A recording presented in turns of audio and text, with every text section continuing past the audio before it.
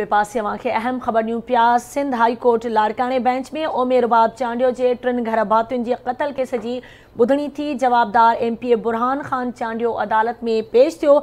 ओमे रुबाब ऐं संदसि वकील अदालत में पेश न थिया, जॾहिं त केस जी ॿुधणी 9 अप्रैल ताईं मुलतवी कई वई। बुरहान खान चांडियो जो चवणु आहे त हू हर पेशे ते अदालत ईंदा आहिनि ऐं अदालतुनि जो एहतराम कनि था। अदालत जो हर फ़ैसिलो क़बूल हूंदो। तव्हांखे अहम ख़बर ॾेई रहिया आहियूं। सिंध हाई कोर्ट लाड़काणे बेंच में ओमे रुबाब चांडियो जे 3 घर भातियुनि जे क़त्ल केस जी ॿुधणी थी आहे। तफ़सील वठंदासीं लाड़काणो मां रशीद समो खां। रशीद, आगाह कजो, ओमे रुबाब जे 3 घर भातियुनि जे क़त्ल केस जी ॿुधणी थी आहे, छा तफ़सील आहिनि ॿुधणी बाबति?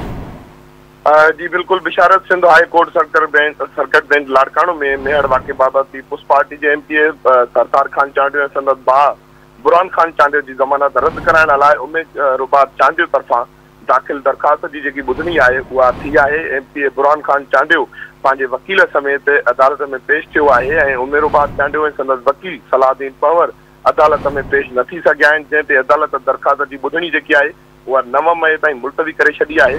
ऐं उन मौक़े ते MP बुरहान खान चांडियो मीडिया सां ॻाल्हाईंदे चयो आहे त अॼु हाई कोर्ट में केस जी ॿुधणी हुई, पर अधी जेकी ओमे रुबाब चांडियो आहे संदसि वकील उहे कोन पेश थिया, तंहिं करे तारीख़ मिली आहे। असीं हर हाज़िरीअ ते ईंदा आहियूं ऐं हींअर बि कोर्ट में मौजूदु आहियूं।